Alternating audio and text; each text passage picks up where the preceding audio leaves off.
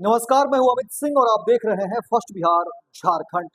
देखिए, बिहार की राजनीति गलियारे में बड़ी खबर सामने आ गई है और अब चारा घोटाले की बात एक बार फिर से शुरू हो गई है, क्योंकि बिहार सरकार कोर्ट का रुख कर रही है और कहा जा रहा है कि कोर्ट में जो फैसला हुआ था चारा घोटाले की जो रकम थी 950 करोड़ रुपए वापसी की, उसको लेकर के अब बिहार सरकार कोर्ट का रुख करेगी और कहा जा रहा है कि 950 करोड़ की वापसी होगी। ये बड़ी खबर आपको बता रहे हैं फर्स्ट बिहार झारखंड पर। देखिए, जब से इस खबर की चर्चा हुई है, अब इसको लेकर के जो है खलबली मची हुई है, राजनीतिक गलियारे में खलबली है।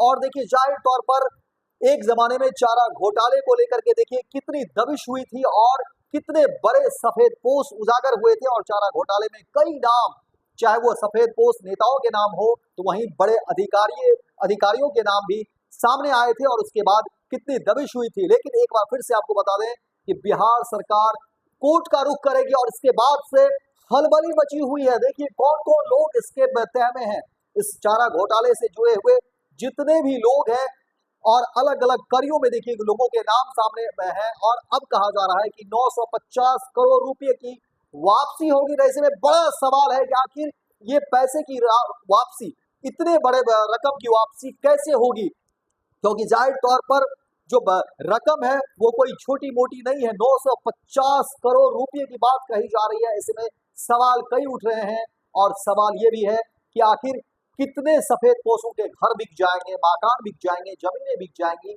और फिर क्या कुछ होगा।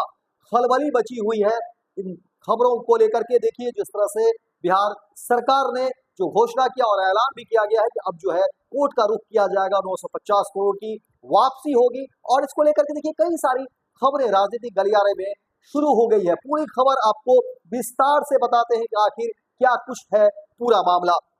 देखिए, जो खबरें निकलकर सामने आई है उसमें कहा जा रहा है कि बिहार सरकार चारा घोटाले के अपने 950 करोड़ की वापसी के लिए कोर्ट जाएगी और सीबीआई आईटी यानी इनकम टैक्स डिपार्टमेंट से बात करेगी। उप मुख्यमंत्री वित्त मंत्री हैं सम्राट चौधरी ने भी कहा है कि हम वैसे सभी उपाय देख और कर रहे हैं जिससे ये रुपये हमारे पास आ जाएं। पटना हाईकोर्ट ने चारा घोटाले की जांच सीबीआई को सौंपते समय उसे गबन किए गए रुपये को बिहार सरकार के खजाने में वापस लौटाने की जिम्मेदारी भी दी थी।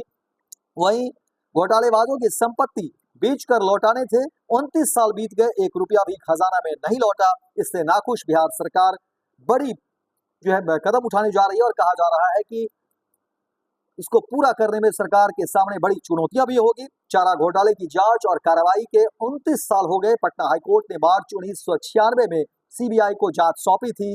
घोटाले में शामिल धाकर नेता अफसर जो है जेल भी गए थे, और कई सारी बातें हुई थी, सजायाफ्ता भी हुए थे, राजपाट भी गया, और जमानत के बाद जो है फिर दूसरी कार्रवाई और अब भी जारी है। किंतु इतने ज्यादा वर्षों के बावजूद भी देखिए कि जो गबन के रुपये हैं वो खजाने में वापस नहीं हुए, और अभी तक के हालात के अनुसार निकट भविष्य में भी इस टास्क को पूरा होने की उम्मीद नहीं लगती थी। और इस बारे में कहा जा रहा है कि अब बिहार सरकार बड़े कदम उठाने जा रही है, और कहा जा रहा है कि कोर्ट का रुख किया जाएगा और उसके बाद जो है 950 करोड़ रुपये की वापसी के लिए जो है कोर्ट का रास्ता बिहार सरकार अपनाएगी। और इसको लेकर के कहा जा रहा है कि देखिए अब इसमें क्या कुछ चीजें शामिल हैं, क्योंकि कहा जा रहा है कि देखिए घोटाले में गबन किए गए रुपये को लेकर के आरोपियों की संपत्ति जब्त कर उसे नीलाम कर खजाने में लाना है।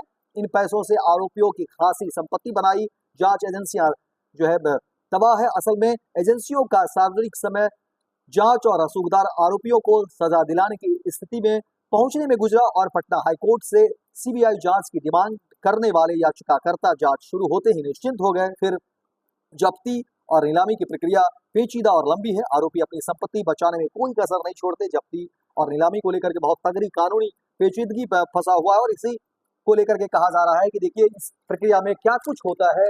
लेकिन बड़ी खबर आने के बाद देखिए एक बार फिर से खलबली मची हुई है तमाम जो अधिकारी हैं, जो सफेद पोश है उनके बीच। या आखिर 950 करोड़ रुपए कोई छोटी रकम नहीं है। आखिर इतने बड़ी रकम जो है इसकी भरपाई कैसे होगी, कैसे जो है इतनी बड़ी रकम जो है कोर्ट को लौटाएंगे, क्योंकि अब सरकार ने ठान लिया है और कोर्ट में ये बातें जाएंगी। हालांकि आपको देखना होगा कि देखिए बिहार में इसी वर्ष विधानसभा के चुनाव भी हैं, और इस चुनाव से पहले इस बात की घोषणा के बाद कहा जा रहा है कि देखिए राजनीतिक गतिविधियां भी तेज हो गई है। राजनीतिक के जो लोग हैं उसके अंदर भी ये चर्चा शुरू हो गई है कि क्या कुछ होगा, बिहार की राजनीतिक हवा भी बदल सकती है और तमाम बातों को लेकर के एक बार फिर से हलचल तेज हो गई है। कई लोग इस पर चर्चा शुरू कर रहे हैं। देखना दिलचस्प होगा कि आने वाले समय में क्या कुछ चीजें निकल कर सामने आती है। तो फिलहाल इस खबर में इतना ही, दीजिए इजाजत, लेकिन दिन भर की तमाम खबरों को देखने के लिए आप देखते रहिए फर्स्ट बिहार झारखंड।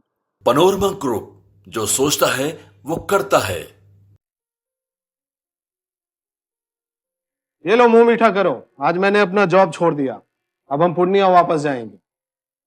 जॉब छोड़ दिया है? मतलब ये घर कैसे चलेगा? हम करेंगे क्या? और माँ बाबूजी क्या बोलेंगे? इसलिए मैं एक और मिठाई का डब्बा लाया। अपने बिजनेस के लिए लोन अप्रूव हो गया।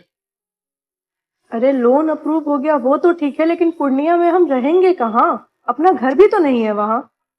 इसलिए तो एक और मिठाई का डब्बा अलग से लाया हूँ।